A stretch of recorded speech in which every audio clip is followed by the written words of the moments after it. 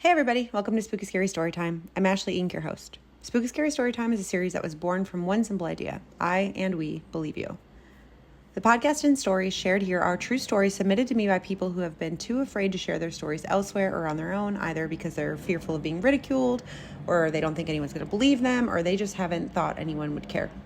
This is a place of curiosity and of connection, but it was suggested to me recently to put a disclaimer at the start of these podcasts that I am not presenting anything here as an absolute truth. Please listen to each story and form your own opinions. Up until now, I've been experimenting with the podcast and trying to figure out what works best. It started with an audio strip from the short form videos originally posted to TikTok, but then at the request of people who wanted to listen to the stories as they were driving or cleaning their houses. But now it seems to be taking a life and shape of its own, and I've been listening to your comments and suggestions, and they're so appreciated. But I've been dedicating more time to making this a more well thought out version of the series. Today is especially fun for me because it's both my first episode featuring a guest who I'll introduce shortly, and it's also the first live recording of the podcast, so I'm doing my best.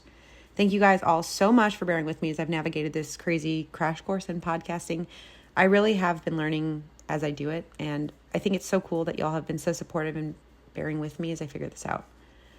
As of now, I'm still pretty much a one-woman operation with the help of my husband, who handles the back end of things, but a few of you have sent me emails expressing interest in coming on board for this project as it grows and takes new forms. And if I haven't reached back out yet, it's only because I'm trying to put the pieces together, but I definitely have your emails saved. As far as today's episode goes, we are talking about the SR-376 time travel glitch in the Matrix that originally came to Spooky Scary Storytime by a woman named Maria, who shared her experience about traveling from Florida to Georgia in 2007 with her siblings after her uncle's funeral. Maria's story has been hands down the most engaging Spooky Scary Storytime to date because after she shared her story, a man who calls himself John Doe reached out and he shared his experience and how Maria's story lined up with his life. Before we get to that and start connecting the dots, I'm going to play the original audio from TikTok where I originally covered Maria's story. This woman named Maria emailed me. She's like, I have a glitch in the Matrix story time. It bothers me so much. I've thought about it for years and I have tried to poke holes in it. I am a skeptic and I cannot figure out what happened. She's like, I don't believe in any woo-woo stuff, but there's witnesses and we cannot figure this out. So in 2007, she, her two brothers, her sister, and her sister-in-law were all driving from northern Georgia to Florida where their favorite uncle lived. He unfortunately had passed away. It was very sudden and this trip was not planned, but they all had to drive there and they decided to take Maria's SUV because she had the biggest car. It's a Sunday. They go to the funeral. They go to their aunt's for lunch afterward, and then they're all supposed to leave by 2 p.m. because they all work on Monday. But being that they were all around family and having a pretty good time and seeing people that they hadn't seen in a while, they decided to stay a little bit longer, but it was a 10+ hour drive. Maria's like, I'll drive first, and they agreed that they'll take shifts driving home. So around 5 p.m. they pack up the car and they leave. They're on their way back and they're actually having a pretty good time in the car. They don't see each other or get together very often, and they're just like laughing, crying. It's unfortunate circumstances, but they're making the best of it. Maria drives for 5 hours, so it's dark out. She's having an amazing time bonding with her siblings, but she has to pee, like really, really bad. Everybody's like, oh, we have to pee too. So she's like, okay, I'll just get off at the next exit and we'll find a gas station. Her brother says when they get there, he's going to take over driving. The plan was to get there, use the bathroom, fuel up, and get some snacks. She gets off at the next exit. There's no signs like for a gas station or anything, but she's like bouncing in her seat. Like she really, really has to pee.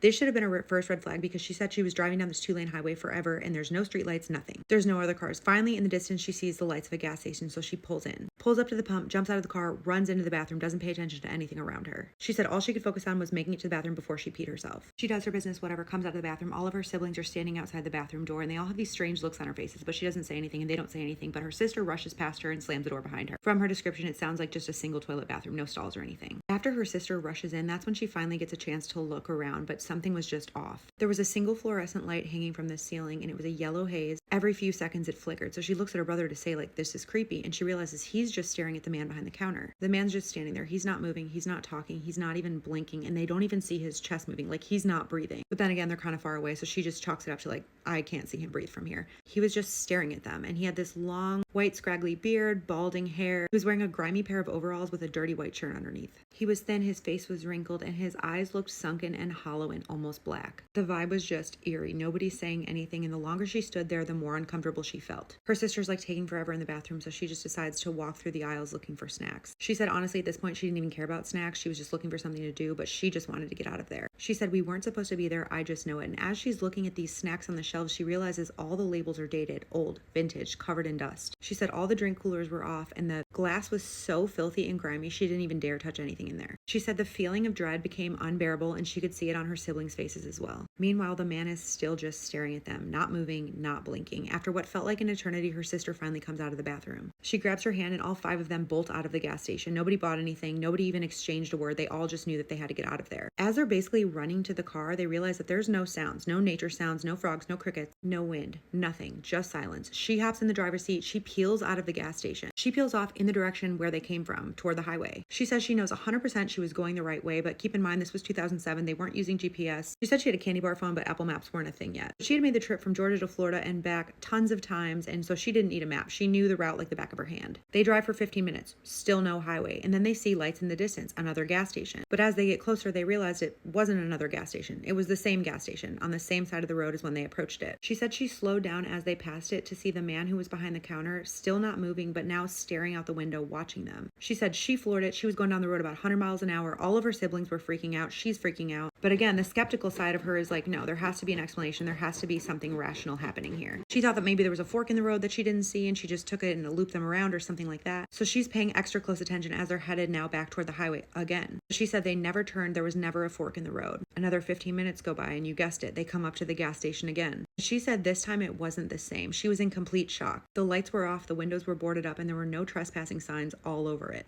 But she knew it was the same one because she could see the tire marks from where she peeled out. She said, I don't know how this is possible. It looked like it had been abandoned for years. She slowed down again, passing it, and she rolled down the windows, and then they could hear nature sounds again. Her brother just yells at her, what are you doing? He just screams, go, go, go. So she peels off again, and within 5 minutes, they were back at the highway. They get back on the highway, and they are all just silent because nobody knows what they just experienced. She said the look of shock was apparent on all of their faces, and they barely said a word for the rest of the drive. She said about a year later, she was visiting her grandmother in Florida again, and she had some time, so she decided she was going to try to find that gas station. She couldn't find it, and she's tried to find it a few times since then. She said she can't even find the exit they took. Apparently, they all still talk about it. She's looking for answers, so if anybody knows anything, or you want to let her know what you think happened, did she really experience time travel or a glitch in the matrix? She'll be tagged. It was mostly non-functional.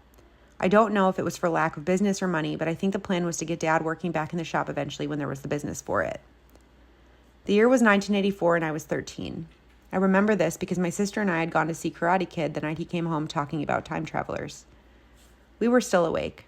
My sister's friend Jill was spending the night and I had a thing for her, so I was hanging around trying to impress her.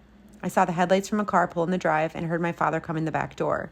This was earlier than he usually arrived home, and he and my mother argued. At one point, she appeared in the doorway of the room and pulled it shut.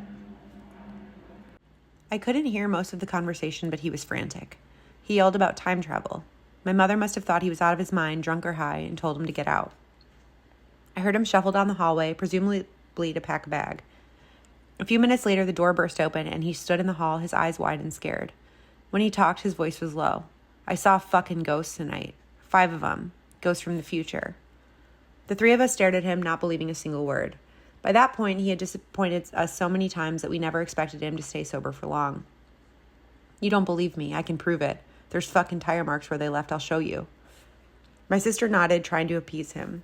He looked sad, realizing that tire marks didn't prove anything. The car was from the future, too, and after they left, they came back to watch me driving by real slow. My mother appeared in the doorway behind him and told him it was time to go. He didn't fight her, just slumped over and walked out. He matches this woman's description nearly to a T. He would have only been in his early 40s when this took place, but his hair had gone completely white silver in his mid-30s. He had the darkest, most hollow eyes you've ever seen, which I always attributed to his years of substance abuse. That also aged him beyond his years. He almost always wore the same pair of denim overalls and a white shirt beneath it. He was wearing them that night. I remember as clear as if it were yesterday because that was the last night I saw him for 16 years. He came back around when my first child was born. He had tried to make contact over the years, but my mother insisted that he was unwell and that having him in our lives wouldn't do anything good for us. She was probably right. After my mother's passing and when I became a father, I realized it was time to let the past be the past and let him back in. He was overjoyed to be a grandfather, and that night, as we caught up, I brought up the night I last saw him. I asked him why he relapsed when he did. He told me that he didn't, and that the story he told us that night about seeing 5 people from the future was the truth. He said he'd always known what he had seen, but that no one had ever believed him.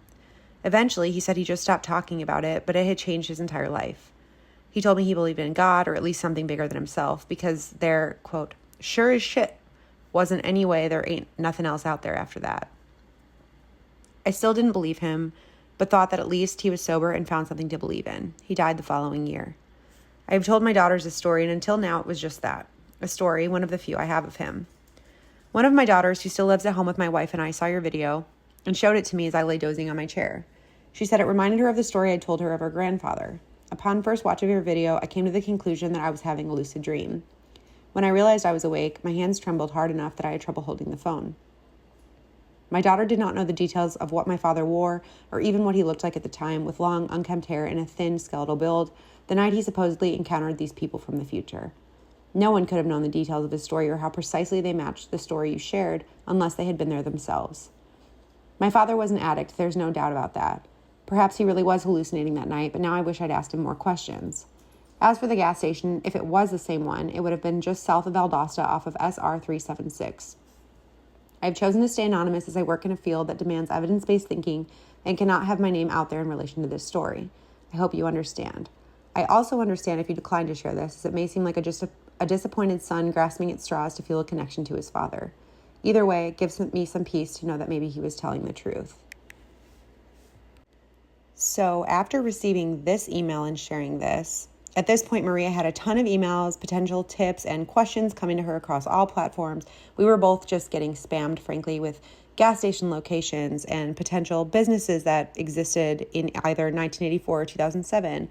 But Maria was actually amazing at trying to answer as many of the questions as she could. All kinds of people were sending information. And that's when we received another email from John Doe 2 days later on March 16th, 2025. And that email read, "Hey, Ashlee. I just wanted to let you know that I've kept up with the updates about Maria's story. I do still believe this is connected to my father. I am reaching out again to provide more context about myself and my reasons in choosing not to be publicly connected. I understand and sympathize with your and Maria's want for a photo of my dad to prove the validity of what I'm saying. I have a few pictures of him from the early 70s when I was a baby and one from when he was in the Army before I was born. I'm not sure if those would be helpful. Unfortunately, due to his issues with pills and alcohol, we don't have a lot of nice family photos from the late 70s, early 80s, when his addiction went downhill. As I mentioned in my last email, my mother often took us to stay with my grandparents, and the times that we were all together, my parents were usually fighting, or Dad was out at bars on benders for days on end. I know at least one photo exists from a road trip we all took to Mount Rushmore in 1982. I would have been 11. I remember taking it and have seen it, though not in years. My sister had the few family heirlooms and photos my mother left us, but as I mentioned in my first email, she passed from cancer in June of 2023. Her husband may still have them. I can reach out. As far as the name of the gas station where my dad worked, I can't remember. It may have been called Bobby's or Ben's, a man's name with a B, but I also remember it changing names several times through the years. It seemed to change owners often, and the name and logo was always changing with it. My mother moved us out of the area in 1987 and remarried, so I am unable to provide any context as to what it may have been after that. I am sending this follow-up because I too would like to get to the bottom of this and am willing to do what I can to help.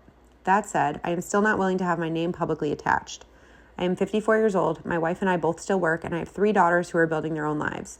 Besides protecting all that, I have been dealing with the fallout of coming to terms with the fact that I had distanced myself from my father on the basis that I assumed he was a drug addict and alcoholic. He was, and finally lost his mind. During the period he worked there, he swore he had cleaned up his act, and the night of the incident, as I'll call it moving forward, we had all assumed he had relapsed and broke his promise again. Maybe he would have anyway, who knows. Still, it's been a lot for me to process mentally. I didn't talk to him or have any relationship with him for 16 years because of it. Regarding another question I saw, I'm not sure what made him think the people or ghosts he saw were from the future. I would say if you want to start somewhere or are looking to get more information about who and what we saw, he would have talked more to his friends at the bar than to us. He drank at the local VFW, though I have no idea where that was. I assume that's where he spent most of his time after my mother took us and left. I have seen some people dismiss me as being fake or a clever writer, but I assure you that if I was going to be writing a work of fiction, it would be something more pleasant. I am past my years of proving myself, especially to internet strangers. Please do not take offense to this. I shared this simply because I felt like it may help Maria connect some dots. Her story helped me.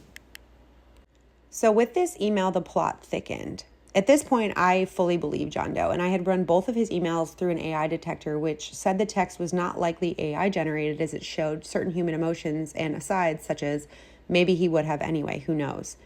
At this point, some people were fully on board with the story, and others doubted it now more than ever.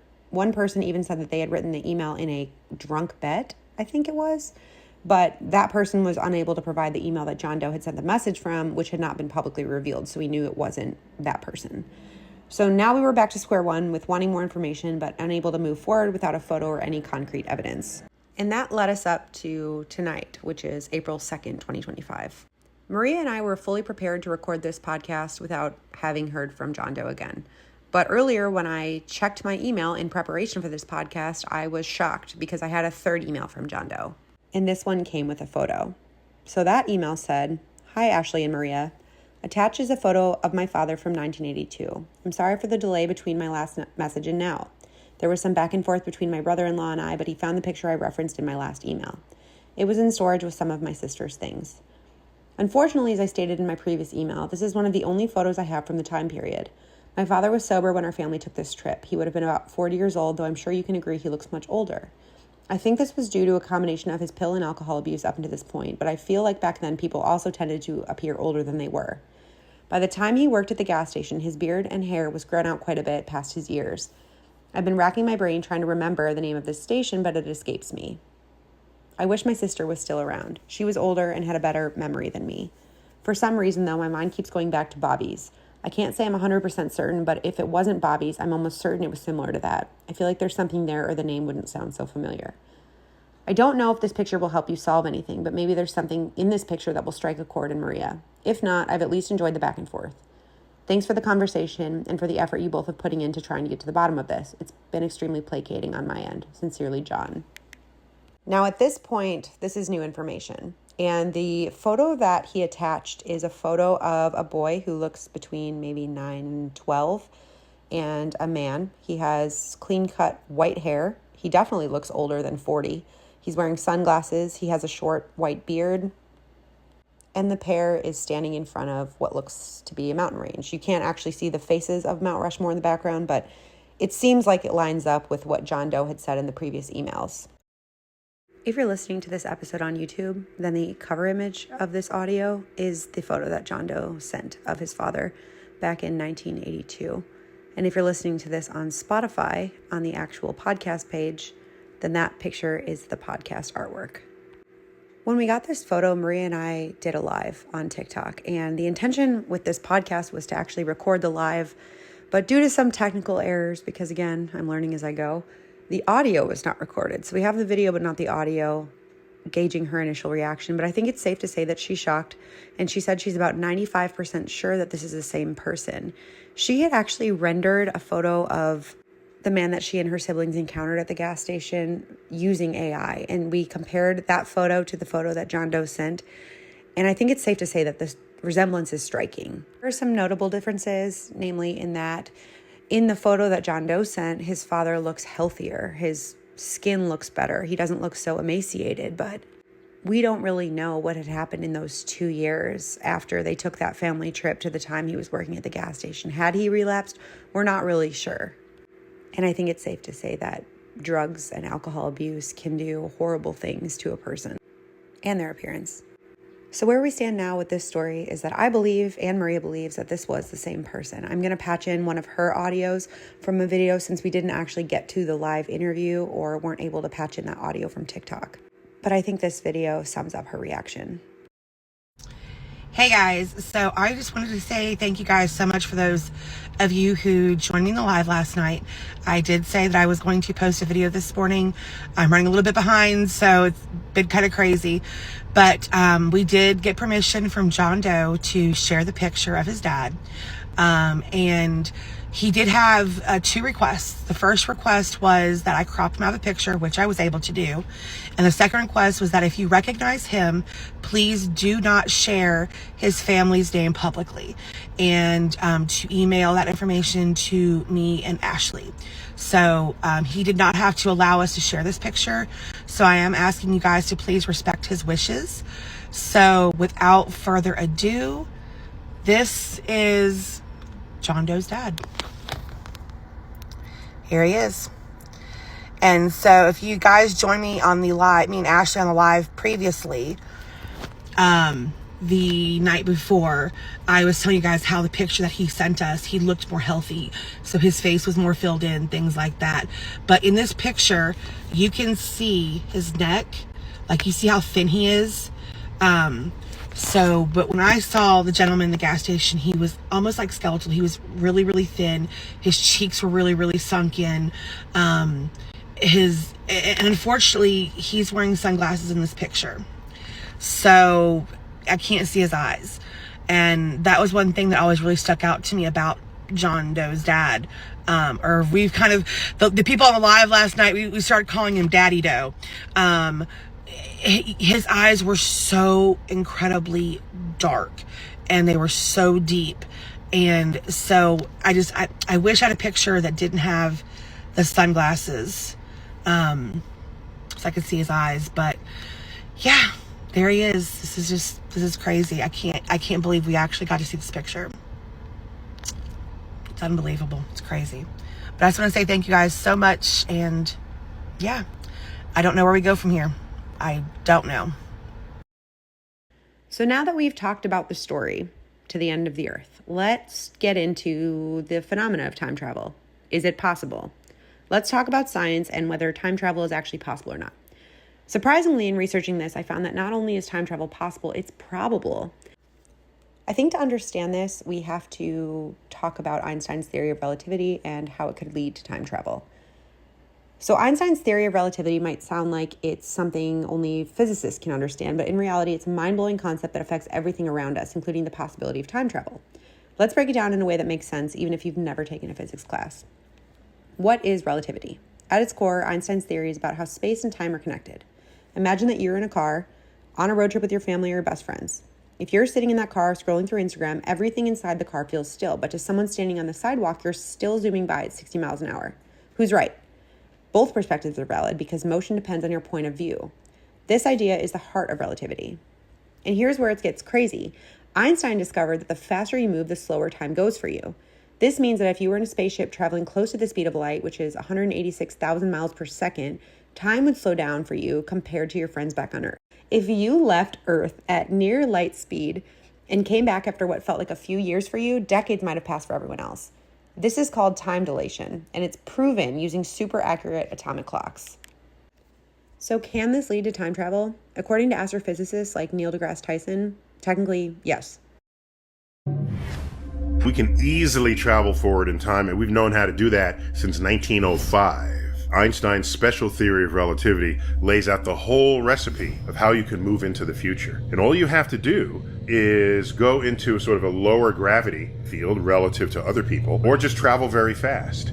And your clock will tick slower than that of everybody else that you've left behind. And then when you return, you'll be younger than your twin, for example, if you had left your twin back on Earth. So in that sense, you are traveling into the future. That's easy to do, and we've known how to do that. Traveling backwards, that's the problem. We think we can do that. I have some colleagues who've made some calculations that assert that depending on a trajectory you take around a black hole, you can come out and end up in the past of when you started. But that takes extraordinary setup to make happen. But right now, no problem traveling into the future. If we could build a spaceship that travels close to the speed of light, we could move forward in time faster than people on Earth. That means astronauts could return to a future where their loved ones are much older. Another concept, wormholes, suggests the possibility of shortcuts through space and time, meaning we could potentially jump from one point in time to another. Scientists haven't figured out how to do this yet, but the math suggests that it might be possible. Because we know Maria wasn't traveling at the speed of light, and because all of the other stories that came in involving this specific area off of SR 376, this seems like the most plausible explanation if this actually was a case of time travel. Why does this matter? Einstein's theory affects everything from GPS systems to how we understand the universe. And while we're not booking time travel vacations just yet, understanding relativity brings us closer to unlocking the secrets of time itself. Even though we think we have it all figured out, if this story taught me anything, it's just how little we know. So next time you're stuck in traffic, just remember you are technically time traveling, just really, really slowly. In researching this story, I've been brought to other cases of time travel. As a society, we've been fascinated by the idea of time travel for a long time. So let's talk about two famous legends where time travel could have happened and whether or not the cases were debunked. The first is the Rudolph Fence incident. The first report I could find of time travel is the legend of Rudolph Fence. The legend states that in 1950s New York City, a man dressed in 19th century clothing was reportedly seen walking around in confusion in Times Square. Witnesses claimed he looked startled and disoriented before suddenly being hit by a car and killed. When authorities searched his body, they allegedly found coins from the 1800s in mint condition, a business card with an address that no longer existed, a letter dated from the 1870s, and an old-fashioned pocket watch and ID identifying him as Rudolph Fentz. Investigators supposedly traced his name back to the late 19th century, where they found records of a man who had disappeared without a trace in 1876, suggesting that he had somehow time traveled from the past into 1950. The story of Rudolph Fentz was eventually officially debunked as a work of fiction. Researchers say that the tale originated from a 1951 short story titled I'm Scared by science fiction writer Jack Finney. According to these researchers, the story was retold and mistakenly presented as a real-life account, leading many conspiracy theorists and paranormal enthusiasts to believe it was an actual evidence of time travel. However, despite this, some people still claim that, 1, the government could have covered it up. If time travel is real, authorities might have erased official records to keep it a secret. And 2, the story of Rudolph Fentz actually predates Finney's work. Some argue that versions of the tale existed before 1951, meaning Finney could have based his story on an actual event rather than creating it. However, no verifiable sources support this. The short answer, we don't know. So let's move on to the second case, Andrew Carlson, a time traveler or a government cover-up? We don't know. In 2003, the world was stunned by the bizarre case of Andrew Carlson, a man who allegedly turned $800 into $350 million on the stock market within 2 weeks. His success caught the attention of the SEC, which is the Securities and Exchange Commission, and upon his arrest, Carlson made an even more shocking claim. He said he was a time traveler from the year 2256 who had knowledge of future stock market trends. Officially, this story has been dismissed as a hoax originating from the satirical news site Weekly World News. However, some conspiracy theorists argue that the real story was covered up to prevent public panic and to protect highly classified information about time travel. One of the more suspicious aspects of this case is how Carlson supposedly vanished without a trace. According to original reports, after being detained, he was mysteriously bailed out by an unknown benefactor for $1 million and never seen again. If the story was completely fabricated, why did no authorities ever clarify the situation? Could it be that Carlson was a real time traveler, and once his identity was exposed, the government stepped in to erase all records of him? If so, why would the government cover it up? If Carlson's claims were true, the implications would be world-changing. Governments have long been suspected of suppressing advanced technology and scientific breakthroughs, particularly those related to time travel. His disappearance could have been orchestrated for several reasons. 1, to keep time travel a secret. If time travel exists, it would be a powerful tool that authorities wouldn't want in the wrong hands. 2, to prevent economic chaos. If the public believed that time travelers could manipulate the stock market, it could destabilize the global economy. And 3, to eliminate a potential security threat. If Carlson had knowledge of future events, such as a major terrorist attack or technological advancements, authorities may have deemed him too dangerous to remain free. While mainstream sources has dismissed the Andrew Carlson story as a hoax, the lingering mysteries surround his alleged arrest and disappearance leave room for speculation. Could he have been a real time traveler who was silenced to protect a hidden truth, or was the story nothing more than an elaborate myth? As with many conspiracy theories, the truth may never be fully known, but the idea that time travelers walk among us remains intriguing as ever. So what do you think? Is time travel real? If it was, where would you want to go? What era? What decade? Who would you want to see? Remember, in listening to this, consider all perspectives. Don't take anything as absolute truth. Think critically and make your own decision. Are time travelers already among us? Is the truth being covered up? Or are these just stories that reflect our deepest desire to rewrite history and glimpse into the future? Whatever the answer, time travel absolutely remains one of the greatest enigmas of science and science fiction. Maybe one day we'll crack the code, or maybe someone listening right now already knows the truth. So this wraps up this episode of Spooky Scary Storytime. If you enjoyed this episode, don't forget to subscribe, leave a review, and share your thoughts with us. You can find Maria's pages on TikTok and Instagram at weepingangel81, and I'm on pretty much every platform as Ashlee Inc. That's ASHLEINC. Maria has tons of videos posted with answers to common questions that she gets, and even more details about her experience if you're interested. Do you have a time travel theory or story of your own? Drop me a message. I'd love to hear it. You can hit the story submissions on my website, dogoodstaybad.com. Until next time, keep questioning the impossible, and who knows, maybe we'll meet again in another timeline.